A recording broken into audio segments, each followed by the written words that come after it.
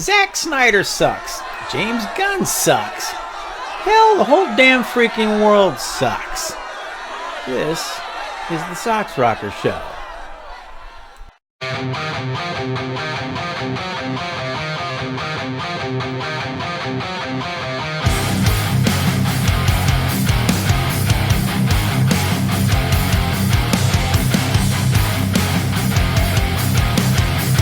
Well, hello, welcome back to the show. Today we're going to talk about this guy. And we're also going to talk about this guy. Now, far be it from me to criticize the big brains, the head honchos, those big top dogs over at WB/DC, because, well, as we all know, they make such brilliant business decisions over there. But you know, what in the holy hell keeps them from seeing the obvious? What keeps them from feeling the constant bites that they're always taking in their giant asses when it comes to Zack Snyder and James Gunn? Do they like seeing Snyder Bros and Gunn babies going at each other's throats on a daily, hourly? Scratch that, microsecond basis. Does it feed their egos? Do they think it will lead to piles and piles of cash in the bank? Well, I hope not, because it won't. Now, Kevin Feige finally realized what would turn the MCU around, and that was going back to the basics. Bringing back not only what, but who works, and that was bringing back the Russo brothers along with Robert Downey Jr., and that decision alone is a sure thing, and Feige knows it.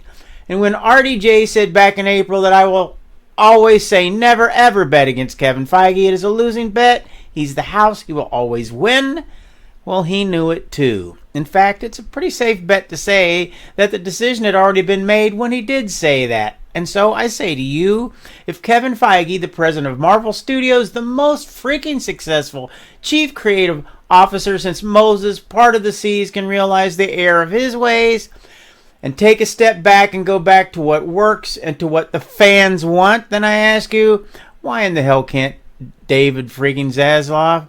Now, I'm sure all the gun babies will flame my ass over what I'm going to say next, and so be it. But the numbers do not lie.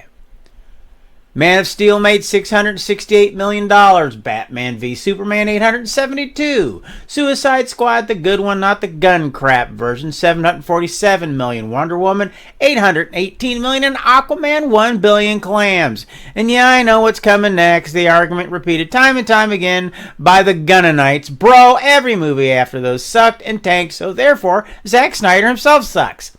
Well, that I say, put the bong down and come up for air there, sluggo, because those sucky-ass movies, well, they came after Zack was forced out when he stepped away because his daughter had passed away.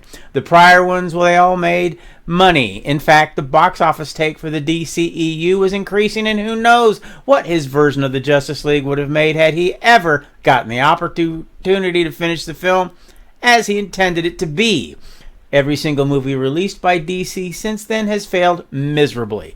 Even the one that little Jimmy himself said was the greatest comic book movie that he himself had ever seen. So at the risk of beating a dead horse here, why not bring Zack and company back to finish his work? His final, 2 movies? And that's it. It's obvious that no matter what Gunn's legions of fans may say that it would make money, and who knows, maybe the damn feuding would stop. Maybe there would be one group of DC fans instead of 2. After all, strength does come in numbers, they say. But I doubt that it ever would happen. Zaslav is a one-sided moron, and Gunn is a narcissistic wannabe demigod who simply cannot share the spotlight with anyone. And I'm betting that after 3 or 4 shots of Patron that Matt Reeves might be able to say something about that very subject, but then again, maybe not. Look, I know that a lot of people think, hope, and pray that Gunn's Superman will save the day and bring the studio back into the light. Well, it won't. And neither will the likes of Peacemaker and Creature Commandos. Now, some can and will argue about those last 2 projects until they're blue in the face. But that type of entertainment is niche entertainment. They have their fans, to be sure, but it doesn't appeal to the mass audience, and the masses, like it or not, bring in the proverbial dough. As far as corn sweat and gun Superman goes, well, I just can't get hyped about it. Outside of the supposed leaked photos of those hideous uniforms and questionable casting choices, I think Gunn is a one-trick pony. He knocked it out of the park with Guardians of the Galaxy, and even today it's one of my favorite comic book films. It was fresh, exciting, funny, and visually at the top of its game, and his use of soundtracks was damn spot on, but he seems to be simply copying what he did over and over again. Nostalgic music, wink wink one-liners, fun action along with questionable humor. Hell, even the uniform designs used in each of his projects all seem to resemble one another. Now, there have been allegations, as we all know, as to whether or not Gunn even actually came up with the idea or the original screenplay for Guardians, and it was in fact Nicole Perlman who did. If so, then maybe that's why he seems destined to repeat the same pattern over and over again. It worked once, twice, 3 times, so why not keep doing it? And just for the record, I didn't really like the last 2 Gunn Guardian flicks all that much. Not that anyone really gives a damn, but I thought I would mention it just the same. Now, before everyone starts saying I'm some type of James Gunn hater, and trust me, I get called that every freaking day, I'm not. I just don't think he is the see-all, be-all of comic book films, nor do I think that he, along with the invisible Peter Safran, have what it takes to bring DC to the forefront alongside Marvel.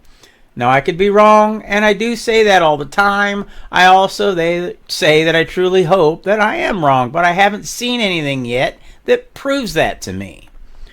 The best things to come out of DC so far in the past year are Matt Reeves' The Penguin series. And that doesn't even have anything to do with James Gunn except for the DC logo attached to it, and the upcoming Joker Folie à Deux, which also has nothing to do with James Gunn. They're both Elseworlds projects to separate DC worlds that exist outside the realm of Gunn and his, the DCU. So if that's the case, then why not take a step back, go back to what and who was successful before, and have a third and let Zack finish what the hell he started? Well, I'll tell you why. Because this guy, well, he ain't Kevin Feige. Well, that's it for this show. It's a bit controversial to think about, I know, but how would you feel if Zack was brought back into an Elseworlds capacity to finish up his remaining DCEU films? Do you think it would make money? Would you go to the theaters to see them? Do you think that Zack would even want to after all this time? Because I do. Do you think Gunn has what it takes to run and or save DC from itself? Or do you think he's a one-and-done director? And if Zack was allowed to finish, do you think it would put an end to the never-ending feud between the Snyder Bros and the Gunn babies once and for all? Feel free to leave any comments that you may have down below. And if you like the show even just a little bit, why don't you hit that like button and subscribe so you don't miss the next show. And as always, thanks for stopping by. God bless, and socks out.